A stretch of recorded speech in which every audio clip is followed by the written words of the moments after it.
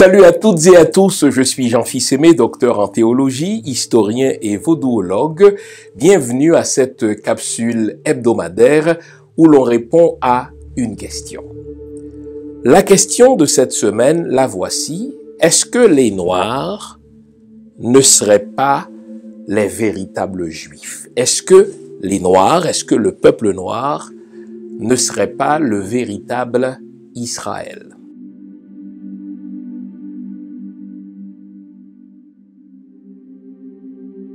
C'est une question qui se pose avec le plus grand sérieux du monde et on va y répondre le plus sérieusement du monde en tenant compte des traditions orales, en tenant compte des faits historiques, en tenant compte des faits linguistiques. Donc nous allons combiner les traditions orales à l'histoire et à la linguistique afin de vous apporter une réponse le plus près possible de la vérité. Bon.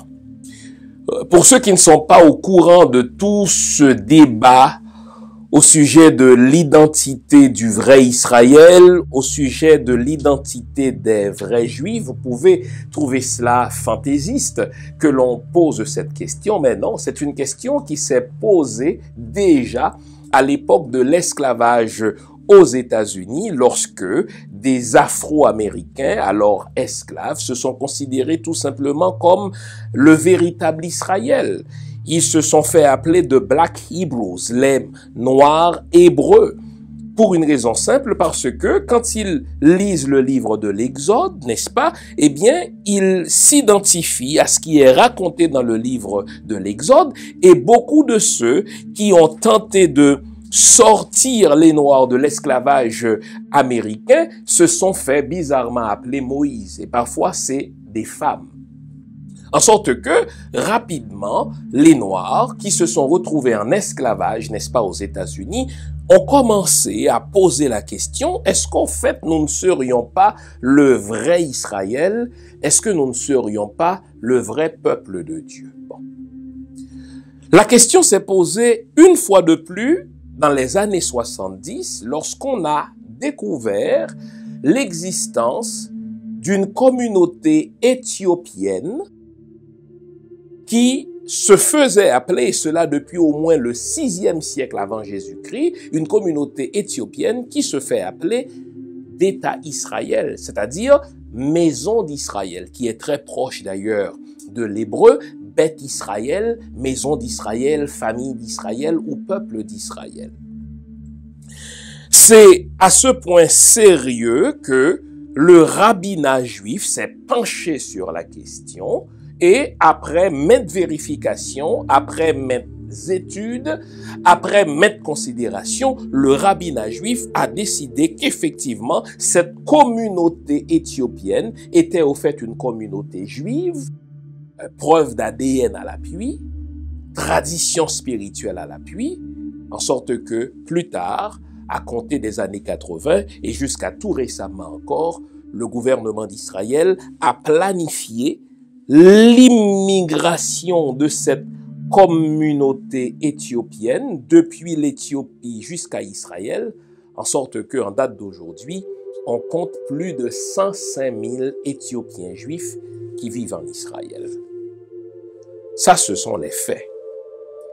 Il y a une communauté éthiopienne juive qui a à peu près les mêmes traditions spirituelles, une communauté éthiopienne juive qui s'est identifiée à peu près aux mêmes textes sacrés que le judaïsme traditionnel, en sorte qu'il y a une question à se poser, mais comment se fait-il que depuis au moins le 6e siècle, il y ait des juifs noirs, des juifs éthiopiens, qui se sont toujours considérés comme juifs, qui ont tenu, n'est-ce pas, la tradition juive, n'est-ce pas, dans cette corne de l'Afrique, si bien que dans les années 70, je l'ai dit, le rabbinat juif a constaté l'existence d'une communauté juive noire et quelques années plus tard, c'est le gouvernement d'Israël lui-même qui a favorisé, grâce à un pont aérien, la sortie de cette communauté éthiopienne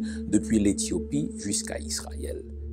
Quelles sont les hypothèses avec lesquelles nous travaillons, nous, comme historiens, pour expliquer un peuple juif noir. Alors, voyons ce que disent les traditions, voyons ce que confirme l'histoire, et enfin, voici ce qui pourrait être, n'est-ce pas, la vérité dans cette question, à savoir, est-ce que les véritables juifs ne seraient pas des Noirs? Alors, la première hypothèse, qui est une hypothèse qui s'est avérée dans la tradition, c'est que dès le Xe siècle avant notre ère, il y a eu un roi du nom de Salomon, un roi hébreu, dont l'une des concubines, dont l'une des femmes était une Éthiopienne, qu'on appelle justement la reine de Séba, reine avec laquelle le roi Salomon aurait eu au moins un fils, et cette lignée éthiopienne, cette lignée juive noire, descendrait directement des liens entre le roi Salomon, hébreu, et la reine éthiopienne Séba, de qui donc cette communauté juive d'Éthiopie descendrait. Et c'est une hypothèse qui est très forte. Et à un moment donné, on a même fait passer des tests d'ADN aux descendants de cette communauté. Et ce qu'on a constaté, c'est qu'effectivement, les tests d'ADN révèlent une origine non africaine de cette communauté. Et si vous posez la question à ces juifs éthiopiens d'où ils viennent, ils vont vous répondre de manière unanime, nous descendons de l'un des fils de la reine de Séba qu'elle a eu avec le roi Salomon. Mais on peut même remonter plus haut avant Salomon. On peut même remonter, n'est-ce pas, 1 ou 2 siècles plus tôt, à l'époque de Moïse. Si vous lisez l'Ancien Testament, qui n'est pas nécessairement un livre historique, c'est un assemblage de plusieurs traditions, mais il y a quelque chose qui nous intéresse là-dedans. Si vous lisez le livre des Nombres, par exemple, on nous dit que la femme de Moïse était une Couchite. Couchite, c'est l'un des termes qu'on utilisait pour parler de l'Éthiopie. Et à un moment donné, le frère de Moïse, Aaron, et sa sœur Myriam se moquaient de Moïse en disant qu'il a épousé une femme noire, une femme couchite. Et le mot qui est utilisé en hébreu, le mot couche, justement, réfère techniquement soit à la couleur de la peau, une couleur de peau foncée, c'est pour ça qu'on dit noir, ou parfois le mot couche référait géographiquement à l'Éthiopie. Ce que ça prouve, c'est que même avant Salomon, il y a eu contact entre les Hébreux, qu'on va appeler plus tard juifs, parce que le terme juif va arriver effectivement avec les Romains pour qualifier, n'est-ce pas, les Hébreux d'habitants de la Judée. On les appelait des Juifs, mais en ce moment-là, au temps de Moïse, au temps de Salomon, ce n'est pas tant que je crois qu'il y ait eu historiquement un Moïse. Je suis en train de vous expliquer un petit peu, selon la tradition, d'où viennent les Juifs noirs. Eh bien, selon cette tradition, la femme de Moïse serait originaire de Couche, c'est-à-dire de l'Éthiopie, où aurait eu la peau noire, et cette femme s'appelle Séphora. Et on poursuit dans cette même tradition, lorsque Moïse a décidé d'entrer dans la terre promise, d'entrer en Canaan avec, n'est-ce pas, les Hébreux, eh bien, il y avait un groupe d'Hébreux noirs qui ont choisi de faire bande à part, de ne pas entrer en terre promise avec Moïse. Ils sont restés donc en Éthiopie et les Juifs éthiopiens descendraient directement de ces gens-là. Effectivement, l'histoire nous permet de constater que au moins depuis le 6e, voire le 7e siècle avant notre ère, il y avait une diaspora hébraïque, une diaspora juive qui était assez nombreuse, qu'on retrouvait, n'est-ce pas, en Égypte et qu'on retrouvait dans d'autres pays, n'est-ce pas, de l'Afrique. En sorte que, qu'il y ait des Juifs noirs, rien d'étonnant à cela, l'histoire nous permet d'affirmer cela. Une troisième explication à l'existence des Juifs noirs, la voici, c'est que, vous le savez, au 6e, 7e siècle avant notre ère, les Hébreux ont été déportés. Ils ont été conduits en captivité par un peuple étranger dans un pays étranger, les fameux Babyloniens, l'équivalent des Irakiens aujourd'hui. Ils ont passé un peu plus d'une 50aine d'années à l'étranger, ce que la Bible arrondit avec le chiffre symbolique de 70, sauf que lorsque les Hébreux devaient retourner dans leur pays d'origine, quelques-uns d'entre eux, donc les fameuses 10 tribus, puisque la tradition veut que Israël, n'est-ce pas, descende ou soit composé de 12 tribus différentes, sauf que lorsque donc les Hébreux devaient retourner chez eux, il y a 10 tribus qui ont décidé de rester, qui sont donc portées disparues. Et si vous posez la question aux Juifs éthiopiens sur leur origine, beaucoup d'entre eux vont vous dire qu'ils sont au fait de la tribu de Dan, l'une des 12 tribus d'Israël qui sont portées disparues, et eux, les Juifs éthiopiens, s'identifient à l'une de ces tribus, la tribu de Dan, et ces gens-là sont restés en Éthiopie et ne sont pas rentrés, n'est-ce pas, à Jérusalem comme d'autres Juifs ont choisi de le faire. Vous notez que c'est avec ces faits-là qu'on travaille. C'est qu'effectivement, les tests d'ADN prouvent que ces Éthiopiens-là sont véritablement des Juifs, que leur présence en Éthiopie sont attestées depuis au moins le 6e siècle avant notre ère, que lorsqu'on considère leur tradition spirituelle, leurs livres sacrés, il y a beaucoup de correspondances. Je n'ai pas dit beaucoup de ressemblances. Il y a beaucoup de correspondances entre leurs livres sacrés et les livres sacrés des Juifs traditionnels. Tout cela ne peut pas être le fruit du hasard. Il faut qu'il y ait quelque chose qui les rassemble. Il faut qu'ils aient une parenté commune. À la question de la parenté commune, ils répondent différemment à cette question de 3 manières. 1. Soit qu'ils vous disent qu'ils descendent, n'est-ce pas, du fils que Salomon a eu avec la reine d'Éthiopie, la reine de Séba. Donc, Salomon, le roi, a eu une relation avec la reine de Séba, et de cette relation est né un prince duquel eux, les Éthiopiens juifs, découlent. Ça, c'est la première explication. La deuxième explication, elle remonte bien avant Salomon, c'est que Moïse a eu une femme couchite de laquelle il a eu des enfants, et ce sont ces enfants-là qui ont grandi, qui ont vécu en Éthiopie. Et où la troisième explication, c'est que les Juifs éthiopiens sont la tribu de Dan, n'est-ce pas, qui a été portée disparue, mais qui s'est au fait retrouvée en Éthiopie. Bon. Rien de cela n'est fantaisiste, puisque comme je vous ai dit, il y a eu des tests d'ADN, le rabbinat juif qui était très sceptique par rapport à la judéité de cette communauté éthiopienne, s'est rendu à l'évidence, n'est-ce pas, de la chose, si bien que par la suite, le gouvernement d'Israël a choisi d'inviter ces Juifs éthiopiens à s'installer en Israël comme de véritables Juifs.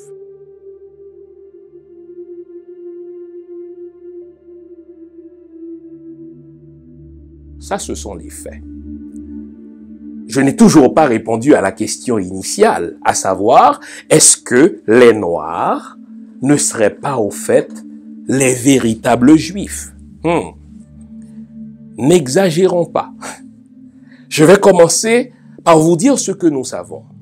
Ce que nous savons, c'est que il y a eu échange entre les Hébreux et des communautés noires. On l'a vu, Moïse lui-même, ou le personnage qu'on appelle Moïse, le personnage auquel les Hébreux attribuent, n'est-ce pas, les 5 premiers livres de la Bible, eh bien, selon une légende, ce personnage-là a eu une femme d'origine africaine, d'origine éthiopienne. Ça pourrait expliquer l'existence de certains Juifs noirs. La deuxième explication, c'est que on sait que Salomon a eu une relation avec la souveraine de Séba, la reine de Séba, avec qui il a eu Salomon au moins un fils, et ces Juifs d'Éthiopie descendraient de ce fils-là.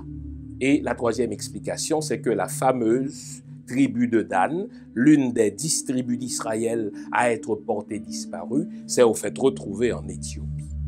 Est-ce que ça veut dire que les Noirs seraient au fait le véritable peuple juif? À cette question, c'est non. Quand on regarde, n'est-ce pas, les Juifs, eh bien, les Juifs d'aujourd'hui constituent au fait une mosaïque de communautés. Ça a toujours été le cas depuis au moins le 6e siècle, puisqu'on a retrouvé différentes diasporas juives en Afrique, dans la Méditerranée et plus tard en Europe, en sorte que, du point de vue épidermique, on ne peut pas dire que le juif c'est un pâle, pas plus qu'on ne peut dire que le juif c'est un foncé. Mais la réponse à contrario est aussi vraie. On ne peut pas dire que puisqu'il y a des noirs qui sont de véritables hébreux, des noirs qui sont de véritables juifs, on ne peut pas dire que, au fait, les véritables juifs, les véritables israélites seraient des noirs. N'exagérons en rien. La réalité, c'est que très tôt dans leur histoire, ce qu'on appelle des Hébreux, ou plus tard des Juifs, ont été persécutés chez eux et ils ont pris l'habitude de s'installer, n'est-ce pas, dans des communautés étrangères, sur des territoires étrangers, et ils s'y sont bien installés. Ils s'y sont installés au point que même leurs écritures saintes, qui initialement ont été écrites soit en hébreu ou en araméen, ont été traduites dans une langue étrangère, le grec, pour faciliter l'apprentissage des traditions religieuses juives à une nouvelle génération qui ne serait jamais allée dans le pays d'origine ou qui ne connaissait ni l'hébreu ni l'araméen. Donc, pour faciliter l'apprentissage de l'identité religieuse juive à une nouvelle génération qui est née dans la diaspora, on a traduit les textes sacrés juifs en grec. C'est la fameuse traduction de la Septante. Mais les Juifs étaient à ce point répandus partout sur la face de la terre que lorsque Christophe Colomb est arrivé en Amérique, eh bien, l'un de ses traducteurs dont il s'est servi pour entrer en contact avec les autochtones, n'est-ce pas, en Amérique, en Haïti, c'était justement un Juif du nom de Juan Torres. Mais je vais vous dire plus. Je viens du nord d'Haïti. Dans le nord d'Haïti, il y a un cimetière juif qui date d'au moins le XVIe siècle. Au Cap-Haïtien, on l'appelle justement cimetière à juifs. Et j'ai déjà vu de mes yeux une lettre manuscrite écrite par Toussaint Louverture, dans laquelle Toussaint Louverture demandait qu'on restitue à des Juifs d'Haïti des biens qui leur appartenaient avant la révocation de l'édit de Nantes. Il faut que je vous explique ce que c'est que l'édit de Nantes. La France était régulièrement aux prises avec des guerres religieuses. Pourquoi? Parce que historiquement, la France est considérée comme un pays catholique. À un moment donné, on appelait même la France la fille aînée du catholicisme parce que beaucoup de Français étaient zélés pour le catholicisme. On les appelait justement dans ce sens-là des ultramontanistes. Lorsque le protestantisme est né en 1517 et que le mouvement du protestantisme, le mouvement de la réforme a commencé à se répandre partout en Europe, eh bien, il y a eu des Français qui se sont convertis au protestantisme. Ça allait donner lieu à une guerre civile religieuse en France. Devant cet état de fait, un roi du nom de Henri IV a pris un décret qu'on appelle l'édit de Nantes.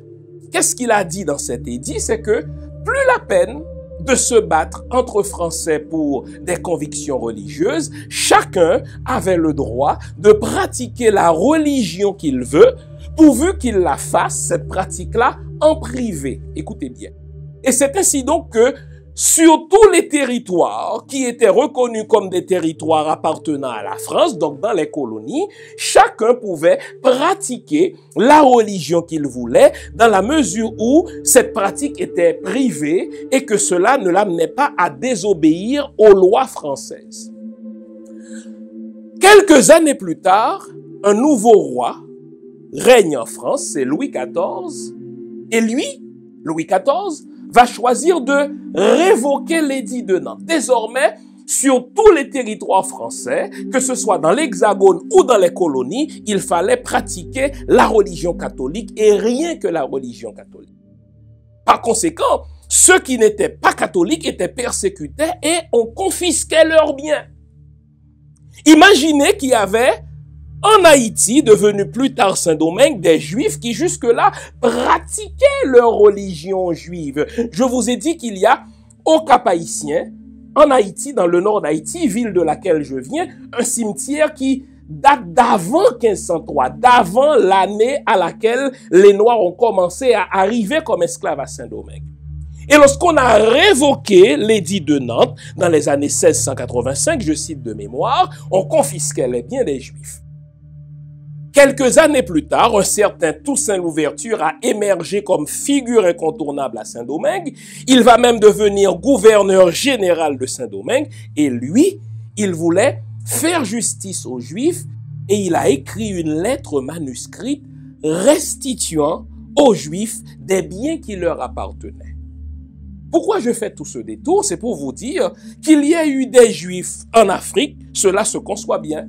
Qu'il y a eu des Juifs en Amérique, cela se conçoit bien. D'ailleurs, la plus vieille synagogue juive en Amérique se trouve à Nassau, Bahamas. C'est l'une des plus vieilles synagogues au monde. Ce que ça veut dire, c'est que des Juifs ne sont pas toujours restés en Asie.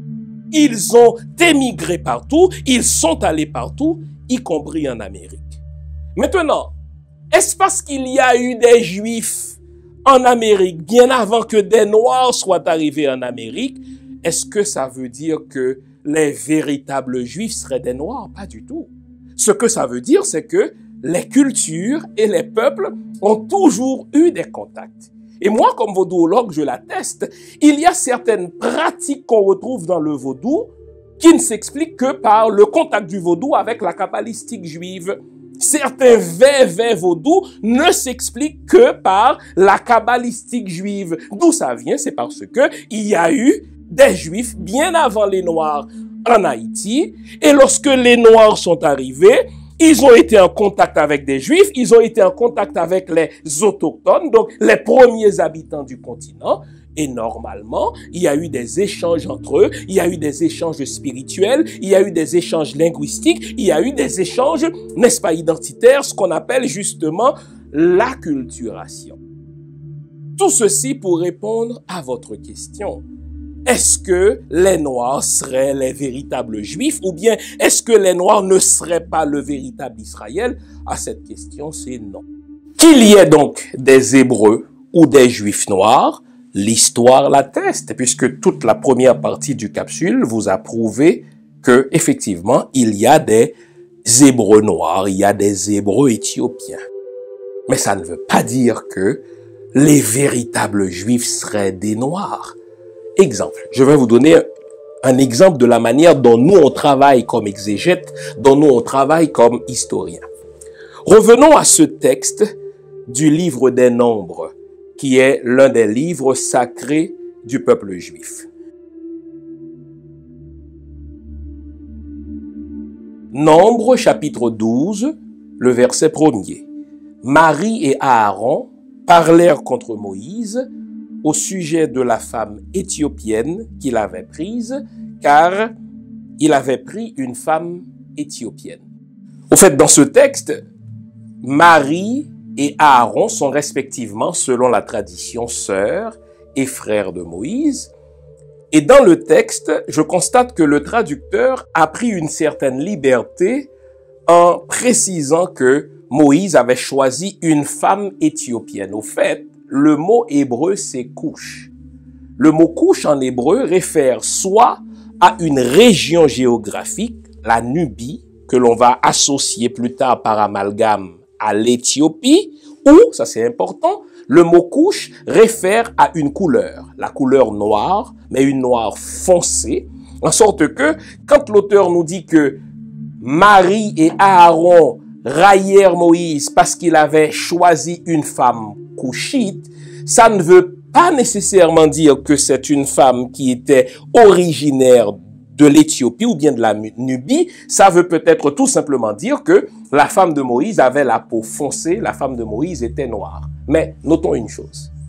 Si, comme certains le veulent, tous les Juifs étaient des Noirs, ou plutôt si les véritables Hébreux étaient des Noirs, cette moquerie n'aurait pas de place parce que ce serait tellement naturel que de dire, puisque tous les Hébreux sont des Noirs, ou bien les véritables Hébreux sont des Noirs, la moquerie de Myriam et d'Aaron n'aurait pas de sens, car ils se sont moqués de Moïse du fait qu'il avait choisi une femme couchite, c'est-à-dire une femme à la peau foncée. Bon. Je sais que beaucoup de Noirs aujourd'hui veulent entendre l'histoire contraire. Ils voudraient, beaucoup de Noirs, même en Haïti, il y a même une communauté, une église qui s'identifie comme les véritables Hébreux parce que les véritables Hébreux de l'Ancien Testament auraient été des Noirs. Je sais, comme je l'ai dit au début de la capsule, qu'il y a beaucoup d'Afro-Américains qui disent au fait, les vrais Hébreux, c'est nous. Par exemple, les Lemba du Zimbabwe se considèrent comme les véritables Hébreux de la Bible. Les Ibo du Nigeria se considèrent eux aussi comme les véritables Hébreux de la Bible. Les Abayudaya d'Ouganda, eux aussi se considèrent comme étant les véritables Hébreux de la Bible. Et c'est pas un mouvement qui est confiné en Afrique. On retrouve aussi de plus en plus de jeunes chrétiens, haïtiens, qui disent, écoutez, quand on comprend bien la Bible, les véritables Hébreux, eh bien, c'est nous les Noirs. N'exagérons en rien. Ce que l'histoire nous permet de dire, c'est que oui, il y a des Juifs noirs. On l'a vu en Éthiopie. S'il y en a en Éthiopie, il y en a ailleurs, puisque je vous ai dit qu'il y a des Juifs haïtiens, donc noirs, qui ont même précédé les Noirs en Amérique. Et vraisemblablement qu'avec le temps, eh bien, des femmes juives se sont mariés à des hommes haïtiens ou alors des femmes ou alors des hommes juifs ont épousé des femmes haïtiennes. De ces relations-là sont nés, n'est-ce pas, des juifs noirs. Cela, l'histoire nous permet de l'attester. Mais que de dire que les véritables juifs, les véritables hébreux de l'Ancien Testament seraient des noirs, on exagère. L'histoire ne me permet pas de le dire, je ne peux pas le dire. Ce que je sais, ce que l'histoire nous permet de dire avec certitude, c'est qu'il y a toujours eu des échanges entre les Hébreux, donc les Juifs, et des communautés noires. Et de ces communautés noires sont nés des enfants juifs noirs.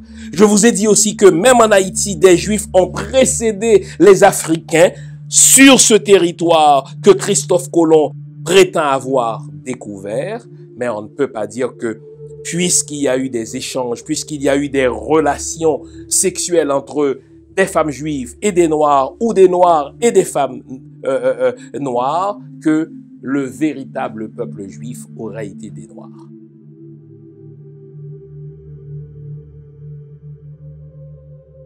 Maintenant, la question c'est d'où vient cette tendance de plus en plus fréquente, de plus en plus intense aujourd'hui, de se considérer comme étant le véritable peuple hébreu, le véritable peuple juif? À cette question, je répondrai de deux manières. Eh bien, le fait est que le continent africain est en crise identitaire. Les pays d'afro-descendants sont en crise identitaire. Et quand un individu ou une collectivité est en crise identitaire, cette collectivité-là cherche à combler le vide de diverses manières. Et l'une des façons par lesquelles on cherche à combler ce vide identitaire-là, c'est en s'appropriant ce que l'autre a toujours considéré comme sien qui nous a été imposée. Et à un moment donné, on s'identifie tellement avec cette histoire qu'on se dit finalement, c'est notre histoire à nous. Et c'est ainsi, par exemple, qu'on voit beaucoup de pasteurs se mettre à littéralement noircir certains personnages de la Bible. Puisque Abraham a été en Égypte, l'Égypte est en Afrique, donc Abraham est peut-être un noir. Puisque tel autre personnage a été, n'est-ce pas, en Éthiopie, donc l'Éthiopie est en Afrique, donc ce personnage-là est noir. Mais faisons attention, faisons attention. Il y a quelque chose en anthropologie qu'on appelle des mythes fondateurs. Chaque peuple, chaque collectivité s'est donné un certain nombre de mythes fondateurs. Le fait par les Hébreux de se raconter un certain nombre de mythes fondateurs sur un certain Moïse, sur un certain Abraham, ne signifie pas qu'il y a eu historiquement un Moïse ou un Abraham. Je vais vous dire ce que nous savons historiquement. Le fait par le peuple juif de raconter l'histoire d'un exode, comment ils sont sortis de l'esclavage après 400 ans en Égypte pour aller vers Canaan, la terre promise, ça ne veut pas dire que cela se soit passé comme ça. Au fait, quand on regarde les annales égyptiennes, il n'y a pas eu un peuple juif en Égypte qui a été réduit en esclavage et qui serait sorti, n'est-ce pas, de l'esclavage par un certain Moïse. Ça sera dans une autre capsule. Ce n'est pas parce que vous noircissez le Jésus que les Européens nous ont présenté que vous lui donnez des traits négroïdes qu'il existe pour autant. Au fait, le fait par beaucoup et de plus en plus de jeunes Africains de s'identifier comme les véritables Juifs, les véritables Hébreux, ou de noircir Jésus, ça révèle quelque chose de plus profond encore. Au fait, ça révèle un rejet de votre véritable identité. Vous voulez vous couper de votre véritable identité de noir avec une spiritualité beaucoup plus vieille que celle des Hébreux, une spiritualité à bien des égards, quant à moi, beaucoup plus profonde, beaucoup plus exhaustive que celle qu'on retrouve dans la Bible, et plutôt que de vous renouer avec cette spiritualité-là, de renouer avec la spiritualité de vos ancêtres, vous tournez le dos à cette spiritualité-là et vous êtes en quête d'une identité illusoire. Au fait, si je me mets à penser que je suis blanc, que je suis européen, je peux le croire autant de fois que je veux, mais la réalité ne change pas. Je ne suis pas blanc et je ne suis pas européen. Donc, je vais répondre une fois pour toutes à cette question. Est-ce que les Noirs seraient les véritables Hébreux ou les véritables Juifs de l'Ancien Testament? À cette question, c'est non. Toute personne qui vous dit oui, vous fournit au fait une réponse fantaisiste. Je vous ai amené des faits historiques, je vous ai amené des hypothèses, je vous ai amené des traditions et je vous ai dit, sur la base de ce que l'on sait comme historien, sur la base des documents auxquels nous avons accès, voici la vérité.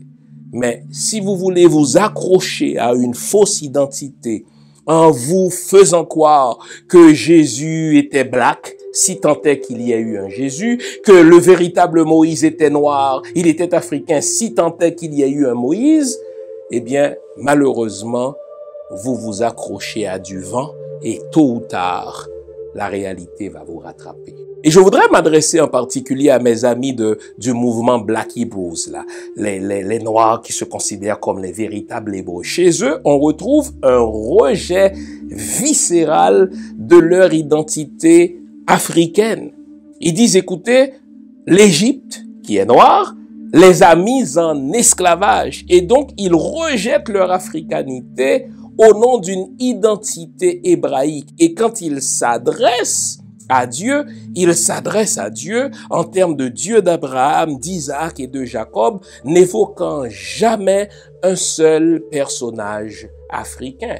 Quand vous faites ça, vous savez comment ça s'appelle? Il y a un terme pour cela en ethnologie, ça s'appelle du bovarisme. Le bovarisme, c'est le fait de rejeter sa propre identité, c'est le fait de rejeter ce qui est soi au profit d'une identité étrangère, au profit de quelque chose qui n'est pas à nous. Au fait, en croyant vous libérer, vous êtes en train de vous asservir aux archétypes juifs puisqu'ils vous imposent ses ancêtres, le juif, et c'est au Dieu de ses ancêtres que vous vous adressez plutôt que de vous reconnecter avec votre africanité. Je vous le dis en toute amitié, posez-vous la question, d'où vous vient cette rage, ce besoin, cette faim de vous identifier à quelque chose qui vous a été imposé, mais qui ne vous appartient pas. J'espère vous avoir été utile. Je vous invite donc à faire ce que nous faisons à chaque semaine, à liker si vous aimez, à partager dans vos réseaux respectifs, n'est-ce pas, cette capsule, à vous abonner si ce n'est déjà fait. Quant à nous, on se retrouve la semaine prochaine pour une autre capsule du même genre. Gardons le moral, car tant que va le moral, tout va. Ne l'oublions pas, on est ensemble. Je suis Jean-Fils Aimé, docteur en théologie, historien et vaudouologue. À la semaine prochaine.